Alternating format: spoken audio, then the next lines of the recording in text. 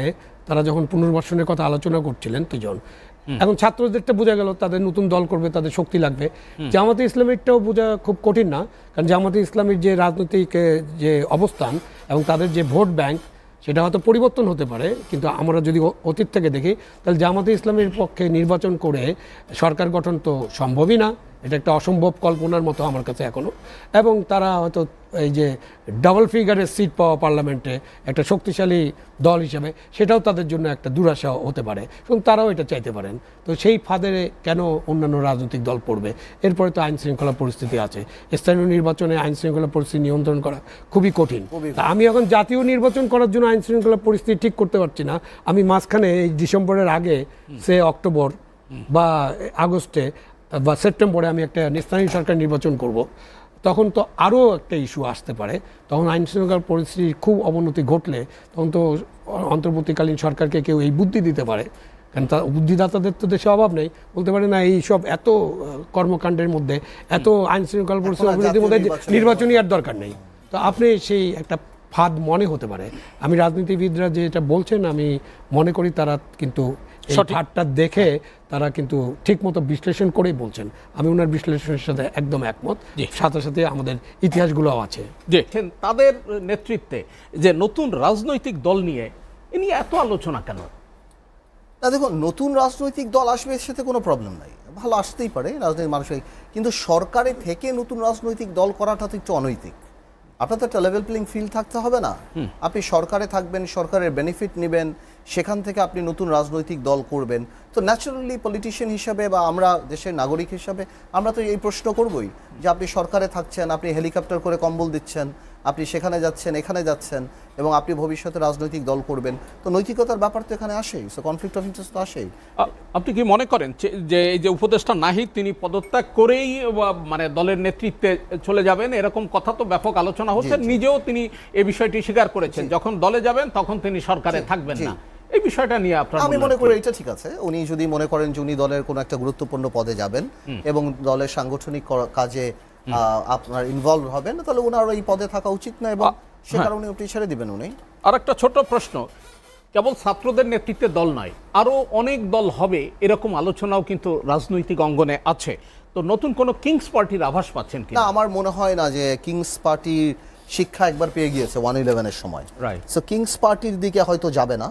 তবে যেহেতু দেখুন, আমি একটা কথা আপনাকে বলি, এই ছাত্রদের প্রতি আমার ব্যক্তিগতভাবে অনেক দুর্বলতা আছে।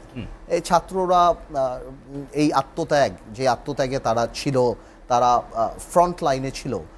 তবে এটাও তো সত্যি কথা আপনার মানতে হবে যে 15-16 বছরে রাজনৈতিক দল থেকে আরম্ভ করে বিভিন্ন গোষ্ঠীরাই এই একটা প্ল্যাটফর্ম ক্রিয়েট করে দিয়েছিল। এটা this was an outburst, but of course ছাত্রদের নেতৃত্ব ছিল, এবং ছাত্ররা অনেক টাকার মূল্যেই কিন্তু বিক্রি হয়ে যেতে পারতো, সেটা কিন্তু ওরা করে নাই। সো আমাদের কিন্তু ওই দুর্বলতা বিএনপিরও আছে, আমাদেরও আছে।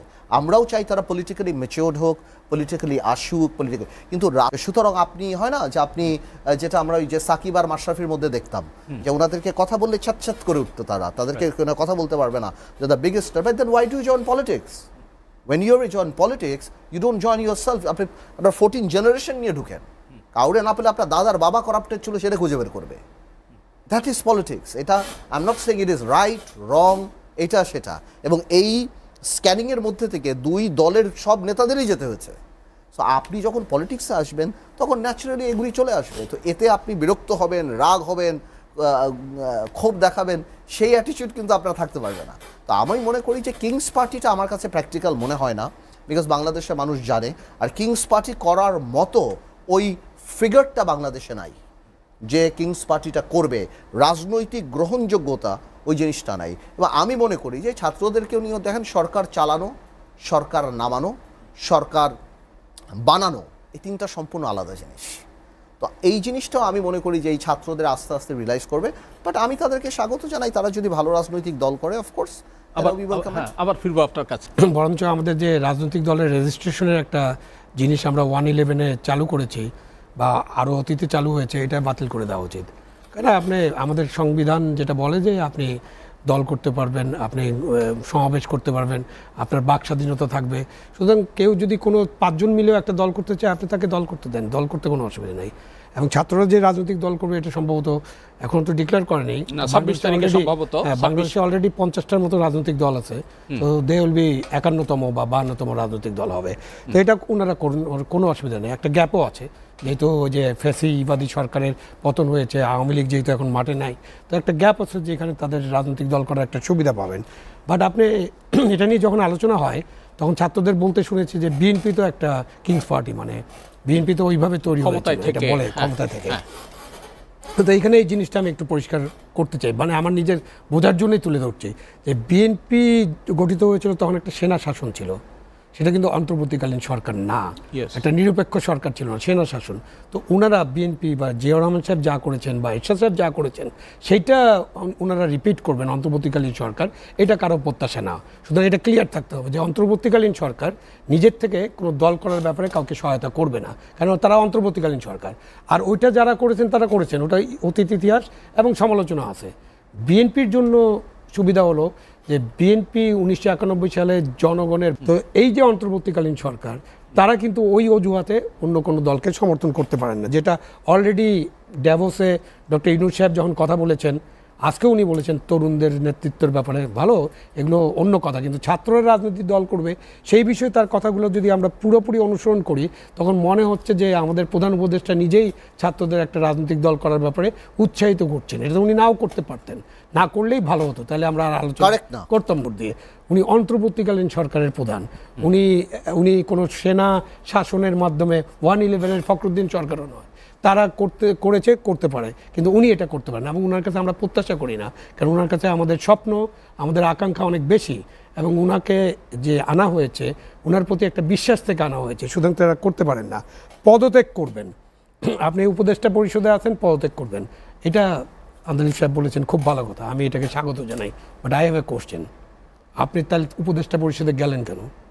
আপনি যে এই 6 মাস বা 7 মাস আপনি উপদেষ্টা পরিষদে কাজ করলেন এবং এর মধ্যে আন্ডারগ্রাউন্ড, মানে আমাদের এখন প্রকাশ্য অপ্রকাশ্য রাজনীতি আছে না, যেমন আমরা ইউনিভার্সিটিগুলোতে কুয়েটে আমরা দেখছি না, তা আপনি এতদিন যে কাজ করলেন, আপনি এদের সাথে যে যোগাযোগ, ছাত্র রাজনীতি যারা দল করছে তাদের সাথে উপদেষ্টা হিসেবে যে আপনার যোগাযোগ, এই যোগাযোগ থাকাটা তো অনৈতিক হয়ে গেছে। আপনি ইমিডিয়েটলি পদত্যাগ করেন, মানে they should resign immediately tomorrow morning যদি দল করতেই চায়, এবং তাদের অন্তর্বর্তীকালীন সরকারের যোগ দেওয়া উচিত নেই। যোগ দেওয়ার সময় ডিসাইড করা উচিত ছিল আমরা যারা দল করব তারা বাইরে থাকবো, এবং আমরা যারা দল করব না, আমরা যারা নিরপেক্ষ থাকবো তারা অন্তর্বর্তীকালীন সরকারে থাকবো। সুতরাং অন্তর্বর্তীকালীন সরকারের উপদেষ্টা হিসেবে আপনি যখন দলে যোগ দেবেন, এটা একটা কোশ্চেন মার্ক।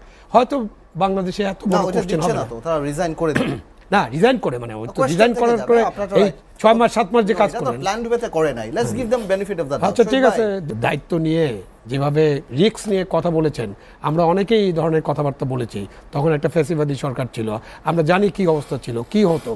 আমরা তো 15 বছরে যে মানুষগুলো কথা বলেছে, আর আপনি এখন দেখেন এখন যারা অনেক বড় বড় কথা বলে তারা 15 বছর কি করেছে, গাছের পাতাও কথা বলে না, তারা 15 বছর কি করেছে, 15 বছরে তাদের রোলটা তো আপনাদের কাছে রেকর্ড আছে না, 15 বছর তাদের ডেকে পাওয়া গেছে। ভাই আল্লাহ তো সবাইকে সব ধরনের মেন্টালিটি, সাহস বা সবকিছু দিয়ে পাঠায় না, এটা হতেই পারে, বাট আমরা সবাইকেই বেনিফিট। তারপরে আমরা ওদেরকে স্বাগত জানাই, তারা দল করুন, জনগণের কাছে যান। যেটা হচ্ছে যে আপনি তো দল করার সাথে সাথেই আপনি তো একটা ক্ষমতাসীন দল হয়ে যাবেন বা আপনি সরকার গঠন করবেন, এরকমটা নাও ঘটতে পারে, সেটার জন্য প্রস্তুত থাকতে হবে, অবশ্যই, তাই না? সেটার জন্য প্রস্তুত থাকতে হবে। আর যদি জনগণ আপনাদেরকে মনে করে যে না এরাই আমাদের ত্রাতা এবং ইউনূস সাহেবের এই সমর্থন আছে এদের প্রতি, সুতরাং আমরা তাদের পক্ষে আছি, আমরা মেনে নেব। আমরা তো ভোটের মাধ্যমে, ভোটটা সুন্দর হতে হবে, আমরা অবশ্যই মেনে নিব যে হ্যাঁ তরুণরাই দেশ চালাক। জি, এই যে বাস্তবতা, এখন দাবি উঠতেছে আওয়ামী লীগকে আগামী নির্বাচনে যেন অংশ নিতে না দেয়া হয়, নিষিদ্ধের দাবি উঠছে।